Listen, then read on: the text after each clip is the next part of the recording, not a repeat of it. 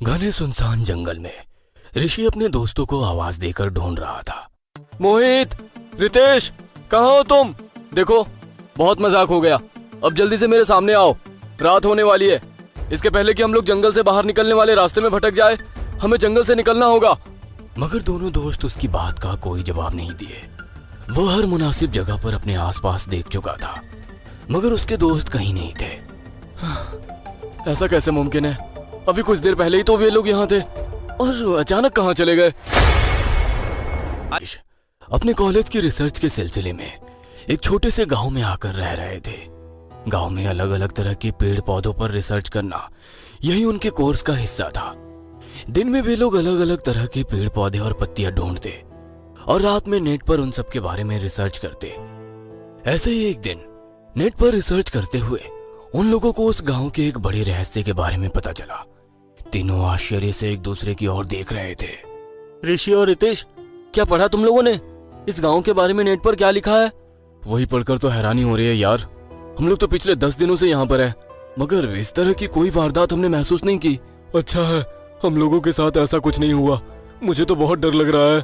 हम लोग कल सुबह यहाँ से निकल जाएंगे। तू भी ना, किस बात पर यकीन कर रहा है? नेट पर इस तरह की बातें सिर्फ अफवाह साबित होती है। गूगल में कई बार लोग टीआरपी के चक्कर में गलत जानकारी भी देते हैं। मगर तूने शायद एक बात नोटिस नहीं की, ये सारे हादसे अमावस्या के दिन होते हैं। हम लोग पूर्णिमा के दिन यहाँ आए थे। 1-2 दिन में अमावस्या आने वाली है, उसके पहले हमें यहाँ से जाना ही होगा। यार तू तो सच में डर गया। मैं तो मजाक कर रहा था, इसमें कोई भी सच्चाई नहीं है। चल यहाँ से चलकर सो जाते हैं। ऋषि की बातों पर यकीन कर रितेश को उस रात अच्छी नींद आई, मगर ऋषि की आंखों से नींद गायब थी। वो रात भर उसी के बारे में सोच रहा था। लैपटॉप खोलकर जो बात उन लोगों ने पढ़ी थी उसके बारे में और जानकारी हासिल करने की कोशिश की। जैसे जैसे वो उस रात की गहराई में पहुंच रहा था, उसके चेहरे की रंगत बदल रही थी। उसकी आंखों में भी भय नजर आने लगा।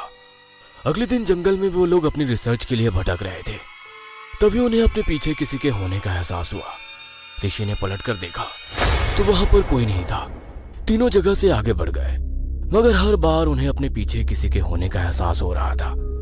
तीनों एक दूसरे की ओर देखने लगे, मगर आंखों ही आंखों में इशारा हुआ कि इस जंगल से बाहर निकल जाना चाहिए। जंगल से निकलकर गांव की ओर जाने लगे। तेज कदमों से चलने के कारण उन लोगों की धड़कन बढ़ रही थी।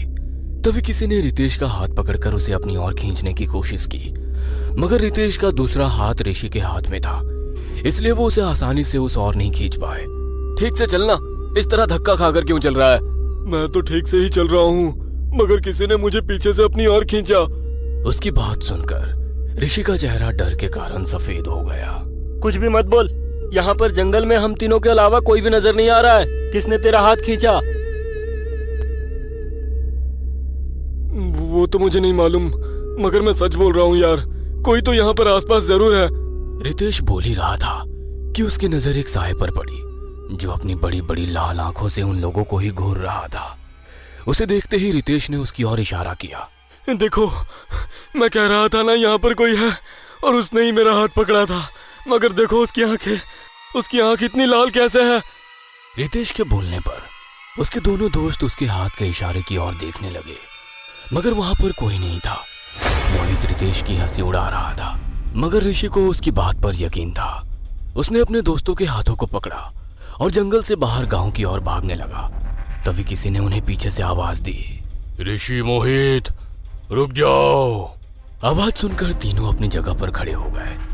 तीनों एक दूसरे की ओर देख रहे थे कि इस घने जंगल में उन लोगों को कौन उनके नाम से पुकार रहा है। कोई मत रुको, सब फटाफट यहाँ से निकल जाओ, वो कोई और नहीं बल्कि। कहते हुए ऋषि खामोश हो गया और उन लोगों के साथ आगे बढ़ने लगा। तभी दोबारा आवाज आई। ऋषि, मोहित, रुक जाओ। पहले किसी पुरुष की आवाज और अब किसी महिला की कराती हुई आवाज सुनकर वो लोग हैरान थे कि ये सब उनके साथ क्या हो रहा है। ऋषि कुछ बोलता उसके पहले ही मोहित ने पीछे मुड़कर देख लिया। उसके मुड़ते ही जंगल में तेज हवा आंधी चलने लगी। सबकी आंखों में धूल भर जाने के कारण कोई भी एक दूसरे को नहीं देख पा रहा था। हवा के दबाव से तीनों अलग अलग दिशा में हो गए। कुछ देर बाद जब हवा चलनी बंद हुई तब ऋषि ने अपने आसपास अपने दोस्तों को देखा, मगर उसके दोस्त कहीं भी नजर नहीं आए। एक पल को तो उसे लगा कि उसके दोस्त उसके साथ मजाक कर रहे हैं। सुनसान जंगल में ऋषि अपने दोस्तों को आवाज देकर ढूंढ रहा था। मोहित, रितेश, कहाँ हो तुम? देखो, बहुत मजाक हो गया, अब जल्दी से मेरे सामने आओ, रात होने वाली है।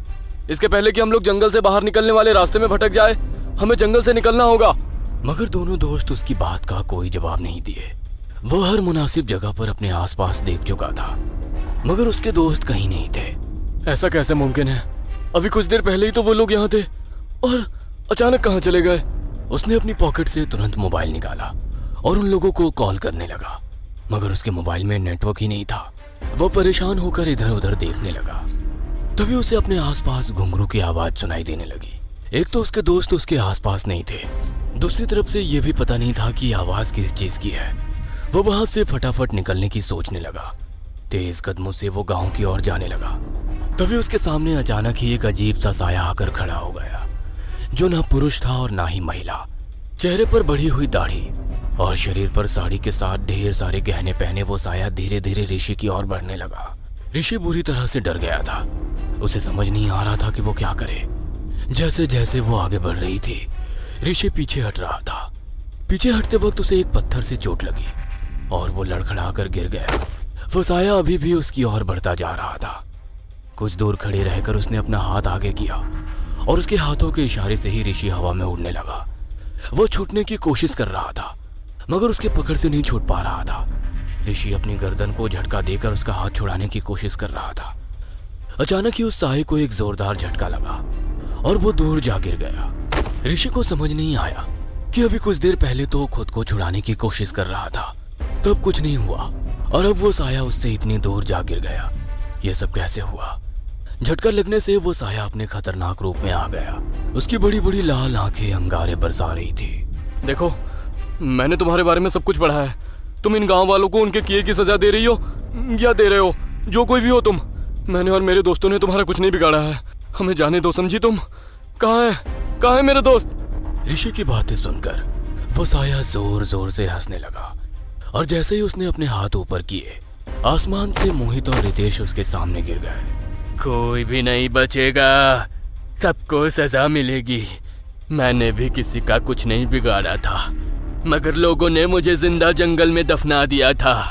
बोलते हुए वो साया अपनी कहानी सुनाने लगा। गांव में किसी की शादी का बुलावा चल रहा था। महिलाएं घर के भीतर मंगल गीत गा रही थी और पुरुष बाहर बैठे चौपाल पर बातें कर रहे थे। तभी वहां कुछ किन्नर आए और नाच गाना करने लगे। कुछ देर तक नाच गाना करने के बाद वो सब लोग लड़की के पिता से अपना इनाम मांगने लगी। लड़की के पिता ने अपनी तकरीबन 12 साल की बेटी को बाहर बुलाया और उस पर से पैसे वार कर उन लोगों को देने लगा।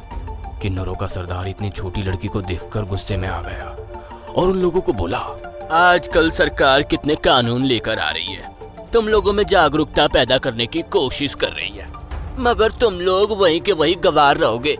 इतनी छोटी बच्ची की कोई शादी करता है क्या?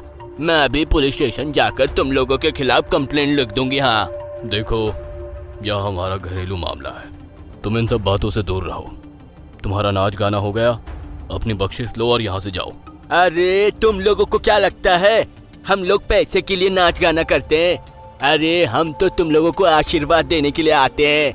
नहीं चाहिए हमारे तुम्हारे पैसे, मगर मेरे जीते जी ये शादी नहीं हो सकती साहब। मैं अभी के अभी पुलिस स्टेशन जा रही हूँ। हाँ, जिंदा रहोगे तो पुलिस स्टेशन जाओगी ना? तुम्हें मैं अभी के अभी मौत के घाट उतार दूंगा। जैसे ही वो शख्स उस किन्नर को मारने के लिए आगे बढ़ा, दूसरे मेहमानों ने उसे रोक लिया और उसे पकड़कर अपने साथ एक कमरे के भीतर ले गए। क्या बचपना कर रहे थे अभी? एक किन्नर को मार देते तो तुम्हें जेल हो जाती। इन लोगों से कह दो कि हम लोग ये शादी नहीं कर रहे हैं, फिर अंधेरे में इन लोगों का काम तमाम कर देंगे। लड़की के पिता को मेहमान का बताया उपाय समझ में आ गया। उसके कहने से किन्नर भी बिना कुछ कहे वहां से चले गए। रात के अंधेरे में जब बाल विवाह हो रहा था तो वो किन्नर दोबारा वहां आ गया। लड़की के पिता ने कुछ मेहमानों की मदद से उसे घसीटते हुए जंगल में ले गए और वहां पर उसे जिंदा दफना दिया। उस दिन के बाद से उसके अंदर की आत्मा उस जंगल में भटक रही थी। वो अमावस्या के दिन किसी न किसी की बलि जरूर लेती। आज तुम्हारी बारी है, तुम्हें मुझसे कोई नहीं बचा सकता, कहते हुए उसने रितेश, मोहित और ऋषि तीनों को मौत के घाट उतार दिया। आज भी उस किन्नर का साया जंगलों में भटकता है।